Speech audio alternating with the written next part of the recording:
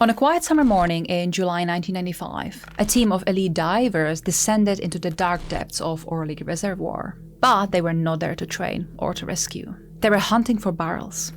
Barrels that, according to whispers from the criminal underworld, held the rotting remains of murdered men. What they pulled from the deep would unravel one of the most cold-blooded killing sprees that the country has ever seen. Crafted not by hardened gangsters, but by gym buddies, siblings, and a man with a baby face who called himself the Patient. This is the story of the Orlík killers.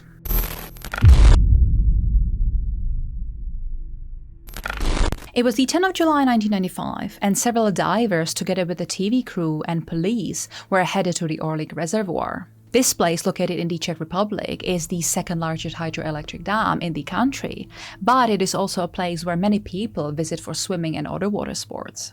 But this was not why the crew was there that day. Recently, they got a tip from the so-called underworld about a line of strange disappearances and murders of businessmen that was allegedly taking place in the country. Then, following a string of information and further evidence, the police now believed that they had just found the place where the dead bodies could be located. Among the divers was a man named Dalibor Tekiela. Tekiela was working with the rescue diving team for a few years now, and he was already considered one of the best. So when this mission was being put together, Tekiela knew that he was going to be assigned to it as well. Now, this dam is accessible by pretty much anyone and everyone, and so to not have too many onlookers around, they came up with this fake story that the TV crew was there to document the attempts of these divers to clean the bottom of the dam. They really didn't want the public to know what they were doing there, and that is for two reasons. One, people would be drawn to that place like flies, which would make it harder for the divers and the police to do their jobs. Also, if the public knew, unnecessary fear could start spreading among the nation, which is something nobody wanted. And the second reason was the investigators did not really want to alert the murderers and let them know that they might be closing in on them. As soon as the whole team got to the dam, Tekiela and the rest of the team was setting up their base and started preparing for the dive. The dam is about 65 to 70 meters deep, which for normal divers would be quite the challenge. But Tekiela and his team were not just ordinary divers. These guys had the training, gear and practice to be able to go twice as deep as the regular police divers could. They would usually go down the quarries and other places that were located so deep that without any of the special gear and training, it would be not only impossible to do, but also extremely risky. But even with their special gear, they still had to manage their work smartly. In the end, it was decided that they would have about 15 minutes down the bottom of the dam to do whatever they needed to do, and then they would need another 40 minutes to decompress before they were allowed to come back up to the surface again. This was so that the divers would not get the decompression sickness, which is also known as the bends. You see, the deeper in the water you go, the more pressure there is on your body.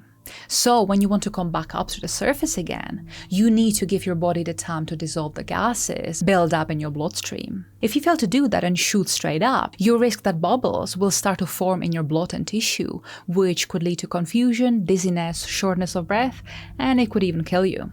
With everyone okay with the plan of action, these divers continue to get ready, fully knowing what to look out for.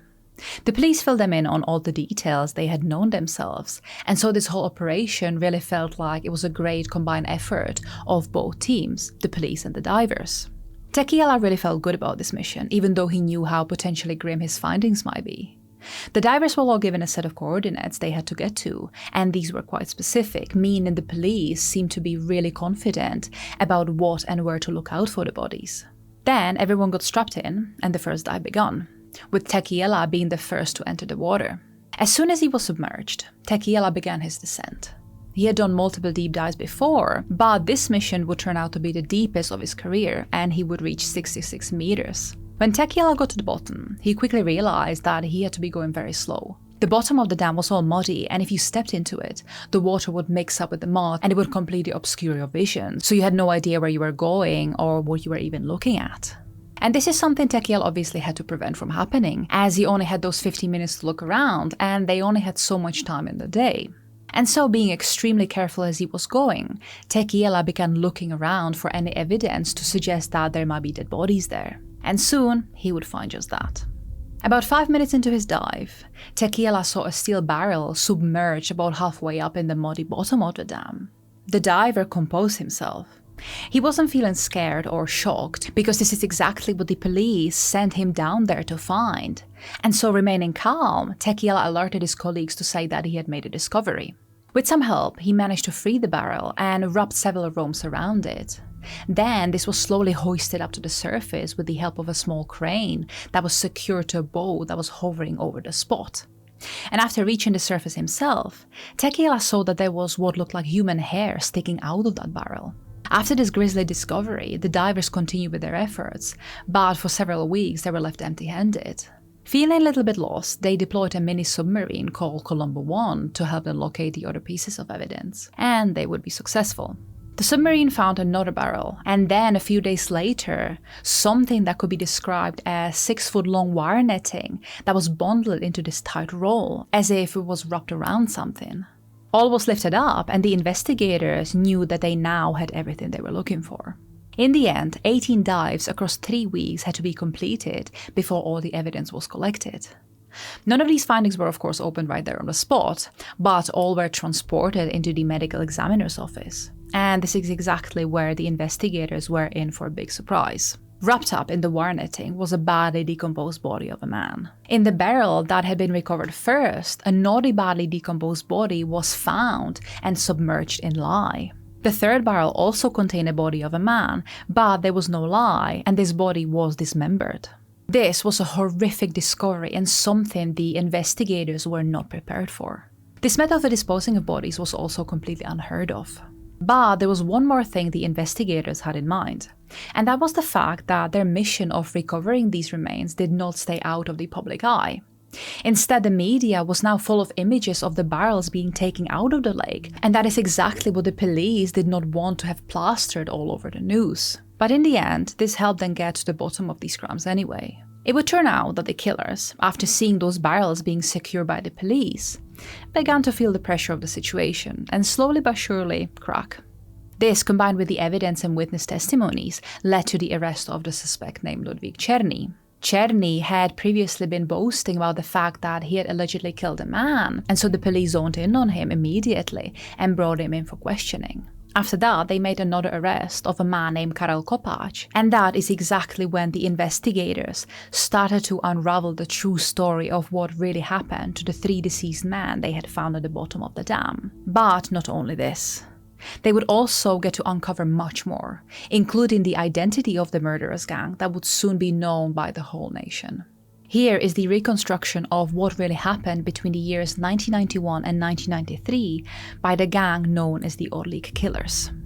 Back in April 1991, 2 men named Ludvík Černý and Karel Kopáč were beginning to hatch a plan together. The men met while working out in a local gym and soon started hanging out together practically all the time. Černý, who was now involved in illegal trade, did not really look the part at all. He was often nicknamed as Babyface and was known to be a good neighbor. Kopáč, on the other hand, was known to be hard. He worked out all the time, taking a huge pride in his appearance and body, and he had a huge interest in martial arts. He was even said to have taken on 10 guys at one time, and allegedly he won without any trouble. Kopáč was now involved in selling firearms, and so he had an idea. Both men wanted to get rich as quickly as possible, and so they were discussing a plan that would help them do just that. Recently, Kopáč was hired to be a personal bodyguard to a businessman named Aleš Katovský. Kopáč gained his trust and eventually figured out how much money this businessman had. So, thinking the pair could rob Katovský, Kopáč organized this currency trade that was to happen between Katovský and Černý.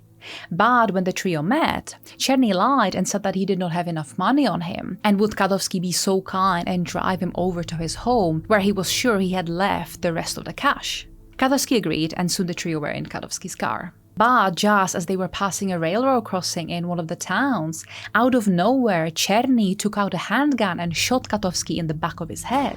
Katovský, who was driving, was killed instantly, and so the car started to swerve on the road, nearly colliding with an incoming bus. But Černý managed to take control of the car in the last minute and drove to a nearby landfill. There, Černý and Kopáč wrapped Katovský's body in the wire netting, put him in the trunk and drove over to the Orlik reservoir, where they dumped the body into the water of the Žďákov bridge.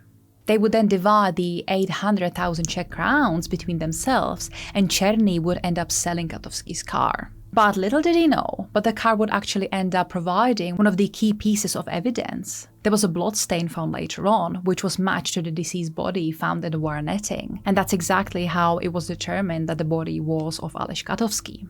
But with one murder down, the men were just getting started. On 9th of January 92, Kopáč and Černy's team were joined by another man, Vladimír Kuna.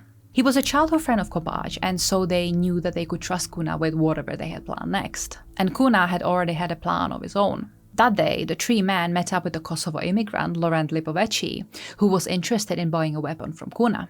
This trade was taking place in Kuna's flat, and when Lipovetsky was browsing the armory, Černý again pulled out his gun and with one bullet to his head, shot the man. Now, Kopáč and Kuna were absolutely shocked. There was no need to do this, but Černý had evidently had other plans for himself. He shouted out that he was the Joker, and since then he was then referred to as the Patient. This, of course, was the nod to the Joker being locked up in the Arkham Asylum, and Černý liked that because it made him sound unpredictable. From this killing, the trio ended up taking 30,000 Czech crowns and divided them equally. But the most heinous of ideas did not come from Černý. It was around this time that Kuna began toying with the new idea of how to dispose of a dead body. He thought that by stuffing a corpse into a barrel of lye, it could dissolve the body completely, making it disappear. And so that is exactly what they ended up doing to Lipovetsky, and after welding the barrel shut, just like with the first victim, they drove it to the Žďákov Bridge and threw it into the water. But their plan almost did not work. You see, these guys had no knowledge of chemistry, and so they were not aware that mixing the substances they had with water could make a chemical reaction to start, and so the barrel almost blew up on them. The next victim was nobody else than Kuna's own mother, Anna Metková. She owned a very profitable erotic club, hence she had money her son was after, and because Kuna did not want to wait to eventually inherit his mother's small fortune, he decided to just simply kill her. Except that nothing about her murder was simple. On 7th of February 1992, Černý sent her a package that contained explosive and screws, which immediately went off after Metková opened it. The explosion tore her stomach open, and even though Metková was taken to the hospital, she would sadly pass away from injuries just 4 days later. Kuna inherited 1.6 million Czech crowns, which was divided between Kuna and his brother. But unsurprisingly, the gang found a way to strip Kuna's brother of his money too, which was done by the latest member of the gang, Petr Choudonský. Another victim came shortly after that. Vlastimír Hodr, who was an antique dealer, was traveling in a car with Černý. Hodr was clutching a small briefcase that contained several gold seals, and this is exactly what Černý wanted. So, pulling over at a gas station, he aimed his gun at Hodr and shot him twice into the side of his body. Then Černý grabbed a hold of the passenger seat and began pulling it into the horizontal position, as if the passenger was just sleeping. But then he noticed that Hodr was still alive. Hodr asked Černý why he shot him and started begging for mercy, saying that he would not tell anyone what just happened and could he just let him go. But Černý paid him no mind and shot him right in the head. He then drove over to Kuna's place, where he, Kuna and Kopáč tried stuffing Hodr's body into another barrel, but the victim was too large, and so they decided to cut up his body into smaller pieces, which they then welded into the barrel. But to avoid their previous mistake when mixing lye with water, they decided to not pour the chemical inside this time. And then, just like with the two other previous victims, they threw the welded barrel from the same bridge into the water, thinking nobody would ever find them. And those gold seals? They have never been found. Before getting to the last victim, Černý almost shot a police officer who knew the gang members from the gym. Černý was after his flat and his service badge, and so he lured him into Kuna's shooting range. But Černý's gun jammed and the officer managed to escape.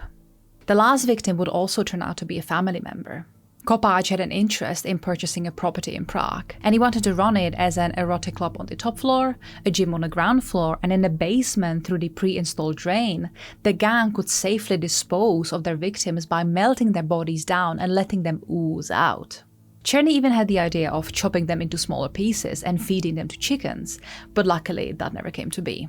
The only thing the gang was lacking was, again, money. And so they came up with the idea of asking the brother-in-law of Kopáč, Jaroslav Mayer, if he would be okay with them taking out a loan and him guaranteeing it with his own house. But Mayer, who had actually built his house himself, refused. But his wife and Kopáč's sister, Irena, overheard their conversation, and it was she who suggested to her brother that if her husband was killed, it would be her inheriting the house, and she would be okay with the gang going ahead with the loan plan. Now, Kopacz refused to do this, even though he acted like he was fine with the idea in front of his sister. But when he pretended to hire a hitman and the plan was going nowhere, Irena turned to Černý instead, who of course accepted. You see, Irena did not want to be married to Mayer anymore. She in fact wanted to be with one of the gang members, Chodonský, and she also had a personal interest in the property. And so on the July of 6, 1993, Černý shot Mayer 4 times in his own house and profited 100,000 Czech crowns from it. However, the elaborate house plans would go down the drain. In 1994, the gang leader Kopacz was involved in a car accident that left him permanently disabled. He had to start using a wheelchair, and so just like that, all his access to making money was now gone. The house was later sold to a firm in Luxembourg, but because it is built on a very steep and unstable hill, after one particular heavy rain, the ground became too hazardous to work on, and so the reconstruction was abandoned, and the house still remains a grim sight for the eyes. I used to actually pass the house every day on the way to school, and I can assure you that it looks extremely haunting. After the accidents, Kopacz practically lost all his will to live. He could no longer do what he loved, and later on he confessed that him being on the wheelchair was the worst punishment there could have been for his crimes. He stopped being involved in all gang's activities, but he did not want to go to the police as he was afraid that others might actually kill him. But in July 1995, Kopacz heard about the barrels being found at the dam, and so he called the police to confess, but said that he wanted to end his life by shooting himself. After 3 hours of negotiations, the officers managed to persuade Kopacz to not do that, and after he was safely detained by the officers shooting him in the crotch, he cracked and gave his full confession. Of course, it would take some time for the investigators to put everything together, but finally in 1997, Kopacz's confession played a key role in arresting and charging the other gang members. Those of course were Kopacz himself, Černý, Kuna, Chodonský and Majerová. At first, both Černý and Kuna were sentenced to life in prison. Kopacz was sentenced to 21 years, Chodonský to 14 and Majerová to 12 years in prison. But to the killers, these sentences actually seemed too strict, and so they appealed. In the end, Kuna was sentenced to 25 years and Majerová to 10 years in prison, but the rest of the party sentence remained unchanged. This means that Kuna, Chodonský and Majerová are yet again roaming the streets free. As for Kopacz, he committed a suicide by hanging himself with his pajama cords in his cell in 2004. Černý did apply for parole in 2017, but he was denied it. Furthermore, it would turn out that he also stole a BMW in 1990, and he also helped the double murderer Jiří Kajínek hide in his apartment by forging a lease, and the killer stayed there for 40 days before being discovered. As always, thank you for your time and for watching. These crimes were some of the most horrible I remember from growing up, and now you can hear them too, so please make sure to let me know what your thoughts are. Until next time.